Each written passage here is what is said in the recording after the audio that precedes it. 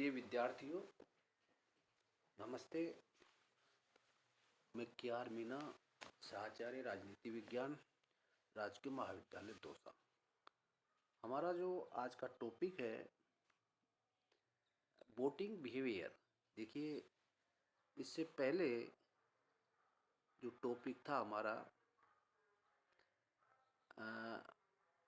Major trends of voting behaviour in India, elections and voting behaviour, इसके बारे में हमने चर्चा की थी।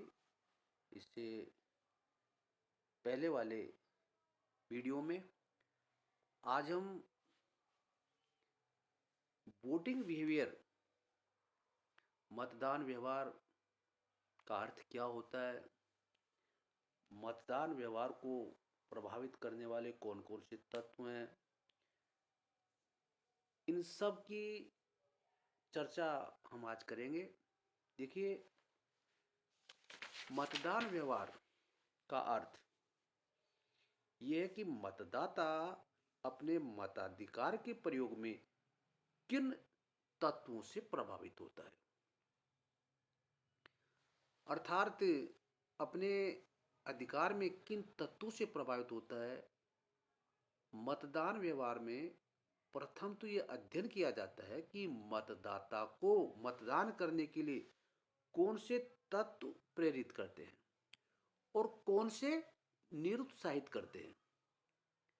दूसरे शब्दों में हम कहेंगे कि मतदान व्यवहार में भी ये भी अध्ययन किया जाता है कि किन तत्वों से प्रभावित होकर एक मतदाता किसी विशेष राजनीतिक दल और किसी विशेष उम्मीदवार को मत देता है। देखिए, मतदान व्यवहार के बारे में ये जो दो बातें मैंने बताई थी कि एक तो कि मतदाता अपने अधिकार में किन तत्वों से प्रभावित होते हैं और किन तत्वों से वो निरुत्साहित होते हैं, और दूसरा जो बिंदु था कि मतदाताओं द्वारा किन तत्वों से प्रभावित होकर किसी विशेष राजनीतिक दल या किसी विशेष उम्मीदवार को मत दिया जाता है। मतदान व्यवहार का सर्वप्रथम सन 1913 में फ्रांस में मतदान व्यवहार का अध्ययन किया था, 1913 में। उसके बाद धीरे धीरे अमेरिका, ब्रिटेन और भारत में इसका व्यापक रूप से अध्ययन हुआ। भारत में मतदान व्यवहार का व्यापक विस्तृत अध्ययन सेकंड जो आम चुनाव हुए थे उसके बाद से शुरू हुआ था, जो वर्तमान समय तक इस विषय के ऊपर अध्ययन किया जाता रहा है। देखिए, अब हम जो major trends of voting behaviour in India, Bharat में मतदान व्यवहार की प्रमुख प्रवृत्तियां या मतदान व्यवहार के निर्धारक तत्व क्या क्या हैं, इनके बारे में हम चर्चा करेंगे। तो सबसे पहले हम लेंगे कि भारत में मतदान व्यवहार के प्रथम आधिकारिक अध्ययन में कहा गया है कि मतदान में भाग लेने वाले लोगों का अनुपात जनसंख्यात्मक लक्षणों और सोशल इकोनॉमिक पद के अनुसार बदलता रहता है, और मतदान में भाग न लेने की प्रवृत्ति स्त्रियों में पुरुषों से अधिक, निरक्षरों में साक्षरों से अधिक और कम आयु समूह में ज़्यादा आयु समूह से अधिक तथा सामाजिक दृष्टि से पिछड़े हुए वर्गों में सामाजिक दृष्टि से उन्नत वर्गों की तुलना में अधिक होती है। देखिए, मतदान व्यवहार को जो प्रभावित करने वाले मुख्य तत्व हैं उनके बारे में हम चर्चा करेंगे। जैसे सबसे पहले लेते हैं कास्टिज्म, जातिवाद। देखिए, जातिवाद मतदान व्यवहार को प्रभावित करने वाला सिर्फ प्रमुख एक तत्व रहा है, जो कई बार और अनेक क्षेत्रों में एक प्रमुख तत्व बन जाता है। वैसे तो इस तत्व का प्रभाव भारतीय संघ के सभी राज्यों में है, लेकिन फिर भी स्पेशली बिहार, उत्तर प्रदेश, हरियाणा, पंजाब, राजस्थान, केरल में इस तरीके का जो प्रभाव है वो सर्वाधिक है। लेकिन धीरे धीरे ये प्रभाव भारत संघ के विभिन्न राज्यों में भी फैल रहा है। देखिए, प्रथम आम चुनाव से मई 2019 तक के जो संपन्न आम चुनाव थे, उसमें जातिवाद के प्रभाव को स्पष्ट रूप से देखा जा सकता है। जातिवाद का मतदान व्यवहार पर पड़ने वाला प्रभाव विभिन्न दलों के आचरण से भी किया जाना जाना जा सकता है। उदाहरण के लिए, जैसे भारत के सभी दल चुनाव के पूर्व किसी निर्वाचन क्षेत्र के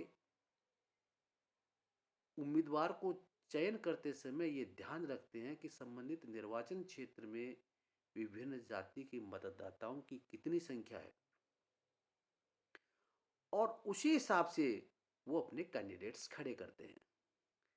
आज जातिवाद की राजनीति को, पिछड़ी जातियों को आरक्षण को राजनीति ने एक प्रभावी तत्व बना दिया है।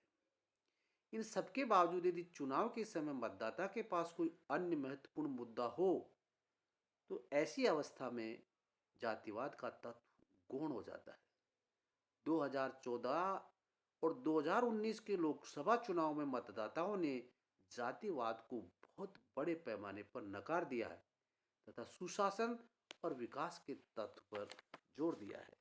तो ये था सबसे मूल भारतीय राजनीति में मतदान व्यवहार का जो निर्धारक तत्व है, कास्टिज्म, जातिवाद। इसके बाद दूसरा जो बिंदु आता है, नेतृत्व। देखिए, प्रत्येक चुनाव और मतदान व्यवहार को प्रभावित करने वाला जो प्रधान तत्व लीडरशिप का है। यदि नेतृत्व करिश्माई प्रधान है, तो मतदाता व्यवहार सदैव उसके पक्ष में रहता है, और जब वह करिश्माई व्यक्तित्व इसमें नेतृत्व का गुण नहीं है, तो मतदाताओं को प्रभावित भी नहीं कर सकता है। इस नेतृत्व क्षमता को भारत में संपन्न हुए आम चुनाव के संदर्भ में समझा जा सकता है। जैसे प्रथम 3 आम चुनाव हुए थे, उसमें कांग्रेस को सफलता पंडित जवाहरलाल नेहरू का प्रभावशाली नेतृत्व और व्यक्तित्व था। नेहरू का राष्ट्र आंदोलन में योगदान, उनकी विद्वता, उनके अंतर्राष्ट्रीय ख्याति और पारिवारिक प्रतिष्ठा के कारण जनता ने उनके नेतृत्व की क्षमता के ऊपर विश्वास किया। और इसी तरह से 1971, 1972 और 1980 के आम चुनाव में कांग्रेस की विजय का कारण श्रीमती इंदिरा गांधी का नेतृत्व था, और निवासी के चुनाव में वीपी सिंह का, और 1991 में 96, 98, 99 के चुनाव में अटल बिहारी वाजपेयी और नरेंद्र मोदी ने मई 2014 और 2019 के का प्रखर नेतृत्व के कारण भाजपा को अच्छी सफलता प्राप्त हुई है। तो इस प्रकार हम राज्यों की विधानसभाओं की बात करते हैं तो एम.जी. रामचंद्रन, एन.टी. रामाराव, ज्योति बसु, ममता बनर्जी, और मई 19 के चुनाव में जगन मोहन रेड्डी आंध्र प्रदेश, चंद्रशेखर तेलंगाना आदि का नेतृत्व भी उनके दलों को की विजय का मुख्य आधार माना गया है।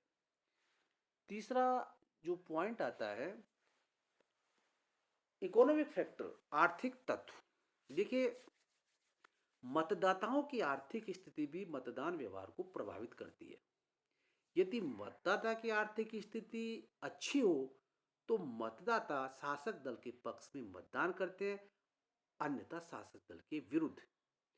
यदि देश में महंगाई, सूखा, वस्तुओं की कमी, बाढ़ जैसी स्थिति रहती है, तो मतदाता विरोधी दल को अधिक महत्व देता है। भारत एक कृषि प्रधान देश है, और इसलिए कृषि का भी मतदान व्यवहार पर काफी व्यापक असर पड़ता है। जैसे 80 के लोकसभा चुनाव में भारतीय जनता पार्टी की पराजय का प्रमुख कारण जनता की आर्थिक कठिनाइयां थी, क्योंकि आर्थिक तंगी का संबंध मतदाताओं द्वारा सत्ता दल को समझा गया था। इसके बाद अगला बिंदु है भाषाई स्थिति। देखिए, भारत में भाषा का तत्व प्रमुख रूप से मतदान व्यवहार को प्रभावित करता है। एग्जाम्पल के तौर पर 1967 और 1981 के चुनाव में तमिलनाडु में धार्मिक को भारी समर्थन मिला।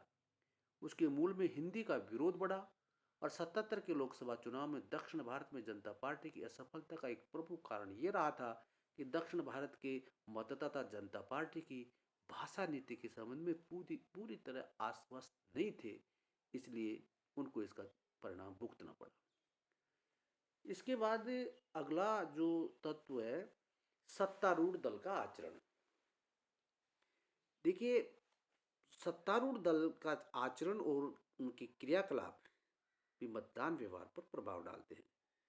चुनाव के समय सत्तारूढ़ दल यदि जनहित के कार्यों में अधिक रुचि लेता है, लोगों की दैनिक आवश्यकताओं की पूर्ति करते हैं और शांति व्यवस्था की स्थिति को बनाए रखते हैं, तो मतदाता सामान्य शासक दल के पक्ष में और विरोधी दलों के विपक्ष में वोटिंग करता है।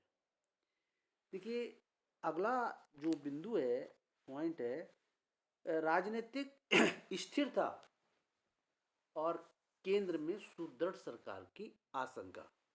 देखिए, भारतीय मतदाता सामान्यतया राजनीतिक स्थायित्व और केंद्र में सुदृढ़ शासन चाहते हैं और 1977 के पूर्व तक के उनके द्वारा जो कांग्रेस को समर्थन प्रदान किया जा रहा था, उसका यही कारण था। 80 और 84 के लोकसभा चुनाव में जनता द्वारा इंदिरा कांग्रेस को बहुत भारी बहुमतों से जिताया। उसके बाद 10वीं, 11वीं और 12वीं लोकसभा के चुनाव में भी जनता राजनीतिक स्थिरता और सुदृढ़ सरकार चाहती थी, लेकिन जनता के समक्ष सही और संपूर्ण अर्थों में न तो कोई अखिल भारतीय दल था और न ही अखिल भारतीय व्यक्तित्व। इस कारण से इस तरीके की अस्थिरता बनी रही। देखिए, उसके बाद 16वीं लोकसभा 2014 और 17वीं लोकसभा 2019 के जो चुनाव हुए थे, उसमें एक मजबूत सरकार का निर्माण करता है मतदाता, जिसने एक क्षत्रिय शासन के बल को प्रदान किया है। इसके बाद अगला जो बिंदु है कि दलों की विचारधारा, कार्यक्रम एवं नीति। देखिए, ये भी भारतीय राजनीति में मतदान व्यवहार को प्रभावित करने का एक कारण माना गया है। भारतीय मतदाता यद्यपि बहुत अधिक नहीं, लेकिन कुछ सीमा तक दलों की विचारधारा, उनके जो कार्यक्रम होते हैं, उनकी नीतियाँ होती हैं, उनसे भी प्रभावित होते हैं। इसके बारे में डॉक्टर इकबाल नारायण ने कहा था कि भारतीय मतदाताओं का सामान्य वर्ग कम तथा प्रबुद्ध वर्ग अधिक राजनीतिक दलों की विचारधारा, कार्यक्रम और नीति से प्रभावित होता है। उदाहरण के लिए, जैसे विविध दलों के कार्यक्रम में समाजवादी समाज की स्थापना, धर्मनिरपेक्षता, लोकतंत्र व समाजवाद के प्रति आस्था, गांधीवादी सिद्धांतों के प्रति प्रतिबद्धता, अर्थतंत्र व शासन का विकेंद्रीकरण तथा अंत्योदय आदि ऐसी शब्दावलियां हैं जिन्हें जनसाधारण नहीं वरन प्रबुद्ध वर्ग के लोग ही समझ सकते हैं। कांग्रेस के लिए बहुत वर्षों तक समझा जाता था कि वो गांधीवादी सिद्धांतों पर चलने वाली है, समाजवाद की समर्थक है और मजदूरों व किसानों के हितों की रक्षा करने वाली है, इसलिए 77 तक वो पहले निरंतर विजय होती रही।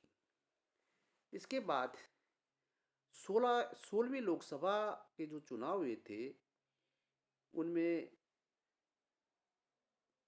चुनाव में अच्छे दिनों का वादा भाजपा की सफलता का राज है और 17वीं लोकसभा के चुनाव में सबका साथ सबका विकास का मुद्दा भाजपा के लिए सफल रहा और श्री नरेंद्र मोदी के नेतृत्व में चुनाव लड़ा गया।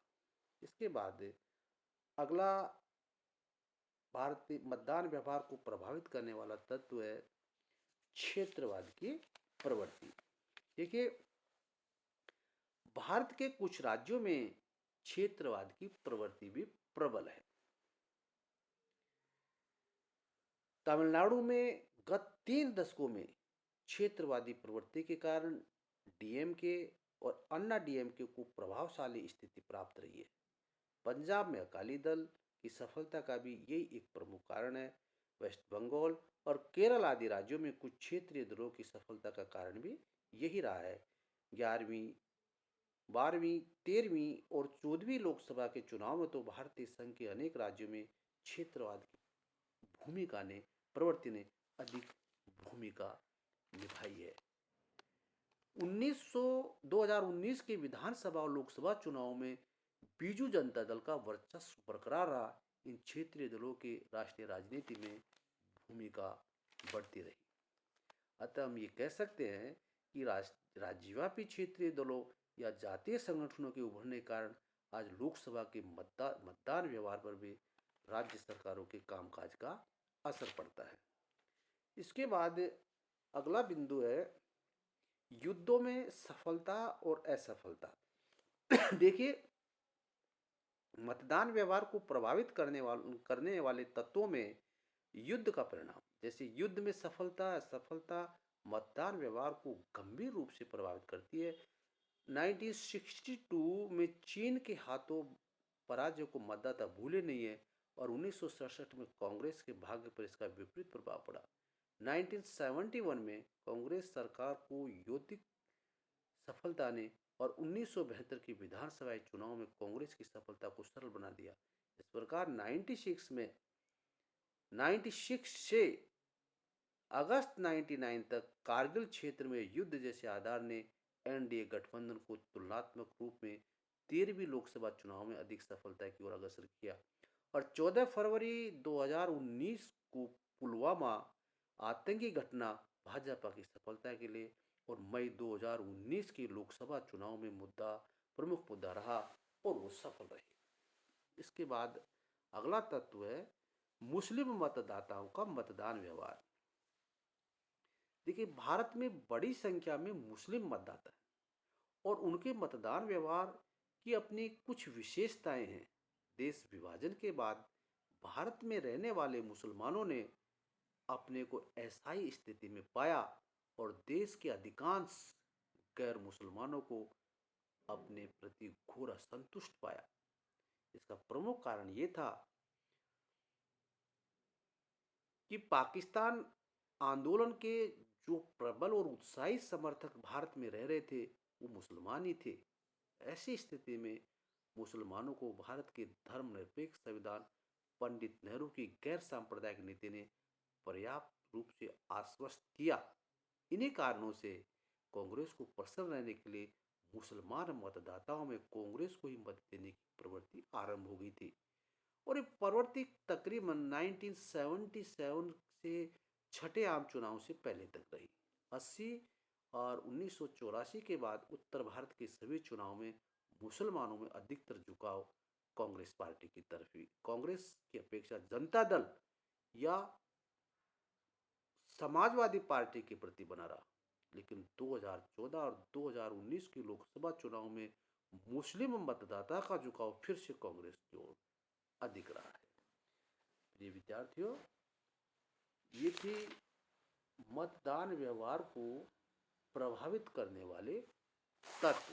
भारतीय मतदाता को कौन कौन से तत्व प्रभावित करते हैं उनके बारे में हमने देखा, हमने चर्चा की और इस चर्चा में आप सभी को बहुत कुछ हद तक ये समझ में आ गया होगा कि भारतीय राजनीति में जातिवाद, भाषावाद, क्षेत्रीयतावाद,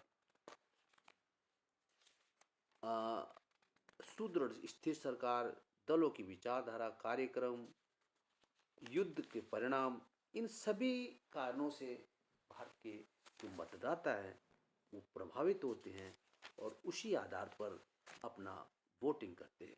सभी को बहुत बहुत धन्यवाद।